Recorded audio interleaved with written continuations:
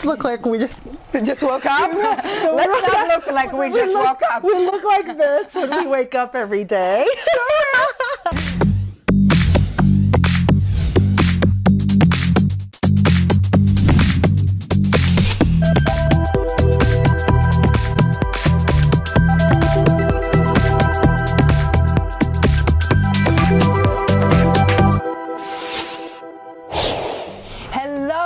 Welcome to Modern Goddess Talk, where we help you raise your self-value, self-love, and expand your mindset to the mindset of the goddess. I'm your host, Dr. Marina Kostina, and today I have an award-winning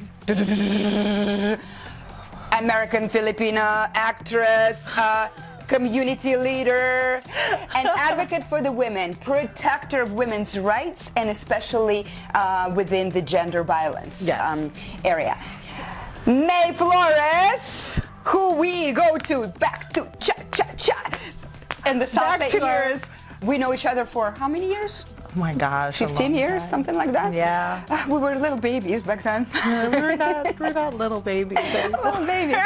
Anyway, so this is an amazing woman. And I love your smile. Like every photo you have this big smile, sparkling eyes. I don't know how you do it. But behind that smile, there is a sad story. So if you would love to share that story with our audience, that would be really great. Well, that's the thing, is that you know, when people see me, they just imagine that everything's perfect, right? And that happens a lot. But so I'm a survivor of sexual violence. The first time was when I was a teenager, and it was when I was a senior in high school, and my family went on a trip. And it took a long time being a teenager, trying to get through that. So when you met me, that already had happened to me when we were dancing professionally. Oh my God. And then, you know, I just kind of stifled it. I didn't talk about it a lot. Became a mom, pursued a career, and then I moved back here from LA and from traveling in India and doing work there. And the first year that I moved back here, 4 years ago, it happened again. Oh my God. And, you know, you don't think about, you know, the things that you need to do. Like you thought you got over the first round. Yeah. You lived your life, you're vibrant, you have kids, you know, do the work that you do, and then it happens again, and you're an adult. Oh my God, what are the odds too? I know, and then, you know, you're trying to be a full-time mom and not showing that side that you're, you know, falling apart. And I had my kids, you know, how do you come to terms with something like that? And so I made that my life. I said, you know, that's it. That is what I'm going to do. It's the only way I'm going to heal, is if I do something to turn a tragedy into something good. That is amazing, because, you know, it's kind of interesting how you went from kind of being closed about this to actually being very outspoken about this, because you're the ambassador, right? I mean, you work with UN? What's going on there? You know, I met a lot of contacts, and it was just through networking and everything, and really looking out for people that are in this kind of space that, you know, are advocates of women's rights and girls in third world countries. And then I ran into this amazing woman named Dr. Shruti Kapoor, and she runs this organization called Safety, which is focused on protecting girls in India. You know, teaching them how to protect themselves, and very, very, you know, gender-based violence type of avenue. And I was so drawn to her and her work. And then from there we met in New York, and then just through connections, and it just grew, this network of women. I'm finding all of these people that are doing how many people? That is very scary to me, that, you know, in my work, you know, I do lots of healing and energy work. It's surprising to me how many people actually go through that, but many people don't talk about this, and they open up just in my session, and they tell me, I've never told anybody. Right. And I'm like, they're in their 30s, 40s, 50s, 60s, and they never talk about this. Yeah, especially when you're a minority. I think it's everywhere, but there's this added pressure when you're a minority coming from an immigrant family, and you escaped That was the hope. You come to America, it's a new world. There's opportunities. Your children are safe here. Yes. And then you come here and you don't realize, like, my mom is a single parent that did it on her own the way I'm doing it. And, you know, she thought coming to America would protect her girls. You know, we left during the revolution there in the Philippines, and I think she just said, you know, I'm going to do everything I can to make sure my girls have every opportunity, that they're safe. We lived in a very, you know, we lived in the western suburbs, a very close-knit community, and then you know, this happened. How do you prepare yourself for something like that? I don't know. And so, you know, leaving a third world country, you know, an underdeveloped country, and you come here and you're like, you have to make the best of that, so you hide. Yes. You hide those things. Yes. I didn't tell my mom. She discovered just by looking through my journal and noticing changes in my behavior as a teenager.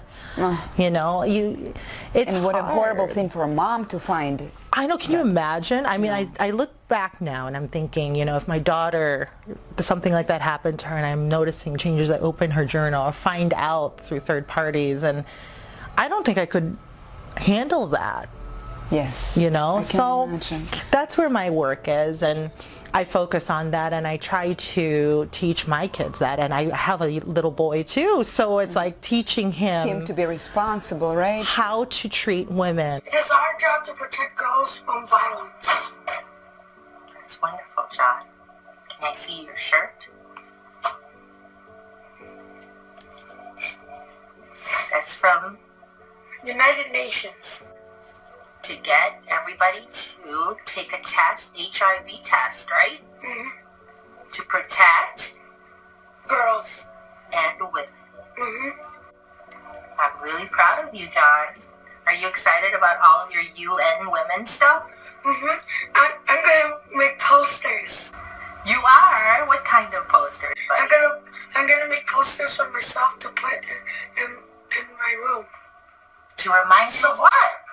To remind us that girls should be treated the same way men do. Yeah. In such a way that he does not make a woman feel uncomfortable, to understand that women are exactly the same as men. And whenever I go to the UN and bring him things, you probably saw that video of Jonathan talking about how women's rights are the same as men's rights, and he's just turned 10. I know. It makes me feel so proud, you know, so I know. It means something's happening. Of course. You're making a change, not only in your family, but also to so many women. And what I wanted to concentrate, you know, I don't know what it is to go through this. I cannot even imagine. But I know that very many people, they either become very angry, closed off, or very, like, they start living like a victim, like a really victim. You know, that things happen to them. You're not like that. Was there something that really pulled you up and become, you know, go from the victim mentality to the victor mentality? Right. And what do you think, what are some tools that you can share, techniques that can help others? You know, it's actually not the case. I still go through those waves, you know.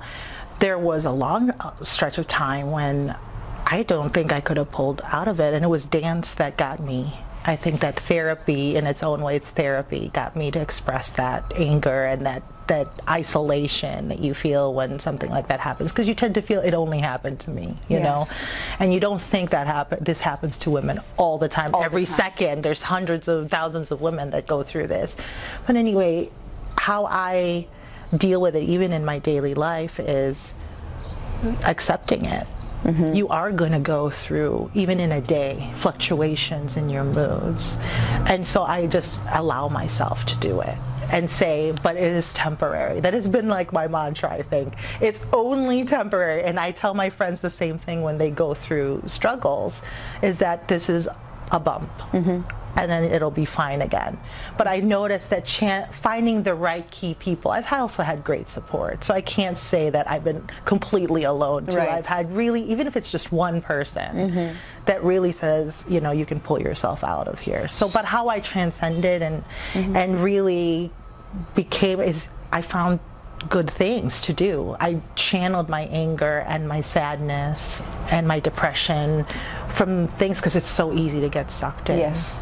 To, I'm going to advocate, I'm going to plan something, I'm going to gather people that have gone through the same things, I will help people. And I think when you give away a part of yourself, you're releasing a lot of that. Absolutely. And so it's replaced with, God, I feel good that I helped one person. God, I feel good that my son said that one phrase. God, and you start to feel like, okay, even though it may not look good sometimes, something's happening. So it's nice to have those little nuggets of positivity that you give off to replace it when things are so bad. Because you will, you know, when you go through such extreme traumas. And when you go through these extreme traumas, what I thank you for sharing that. So, you know, like opening up, not necessarily to other people, but even admitting it to yourself, because many people just, nope, that didn't happen, right? That's not good for your energy. It's not good for your psychological state, right? But still understanding that you have sometimes you fall into this victim mentality, but then pulling yourself to the victor mentality. What are the key differences between the two, the victim mindset and the victor mindset? Well, being a victim, you're not going to get anywhere. You just won't. You get stuck.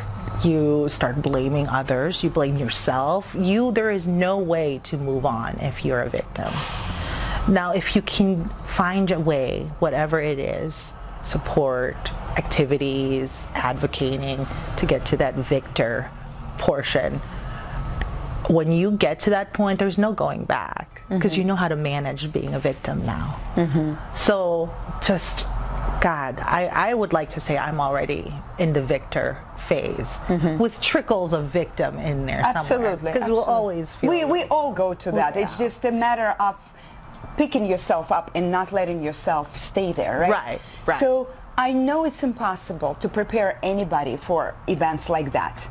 But how do you have any tips to the parents? How do you really foster the victim mindset in your kids as opposed to the victim mindset? Right. I constantly encourage my kids. I'm constantly encouraging my friends. I constantly talk to myself, you know, and I find the right friends that can, you know, support all of that. But all I can say is when I speak and I advocate, especially with young girls, and I actually spoke at my daughter's school recently. And spoke about, you know, what you can do. There's not much a parent or adults can do when you're guiding youth, you know. There's no checklist. So all you can do is lead by example. So whenever I go to things, I bring the kids if I can. That's very... When I volunteer, I bring the kids when I can. Because if you show them, you show them how, wow, when they're ready to understand that their mom went through something like this, then they know, my gosh, if my mom went through that, there's nothing I can't do. So if I just show them, mom went through these oh so terrible tragedies in her life and they keep coming, there's nothing I can't do to be a victor. I can get there. So especially with my daughter, you know, I just want her to see, like, gosh, she went through all that, and she's already a preteen, so she's getting to that age when she's going to start understanding, and I'm advocating, so I'm out there. She can YouTube me, she can find me online, so she'll see what her mom has experienced. I've never really talked to her one-on-one, like, this is what happened to your mom, because she might not be able to be ready, but when she's ready, she can see, my gosh, and I lived with my mom and I didn't even know, because I was a happy kid. Absolutely. My mom made that happen. So that's what I would like to tell, I think, parents and adults who deal with youth and young girls especially, is that there's not much you can do except be a good example. And really help them form these habits of the victor by going and giving back, by actually being in action, not just read about it, but actually participating in volunteer services and things like that. That is wonderful. And thank you so much for sharing this very personal story. And how can people find you? What is the best way to reach to you? Because I'm sure that very many women right now who might be having this as a secret right now, you know, Right, would love to have more support, where can they go? The easiest way to find me is on my On Facebook. Facebook, and we give the link. And you can give that link. And it's funny because I do get messages after I do these sorts of things. They're like, you know, thank you for your bravery, thank you for nothing. They may or may not have experienced something like it, but I think it impacts them in some way, because I think they see this girl that's bubbly and happy and open, and they don't say, oh my gosh, Mae, until And you a beautiful said it. actress, by the way. You guys gotta check out her work. And if you know, they don't see that, but then they're like, okay, wow, thank you for that. Thank you for sharing that. And so, yeah, it's on Facebook, and I'm easily accessible and responsive. So Thank you. This is wonderful. Thank you so much. And I just want to leave you with this thought that all emotions are extension of each other. We have the negative and positive, which is an extension. Fear is an extension of love, and so vice versa, right? So you choose, like Mae just said, that you choose how to channel that energy. You can use the same force of fear, but transfer it into love. Okay, so thank you very much. Be with us, contact this beautiful girl, and happy vibes, happy lives.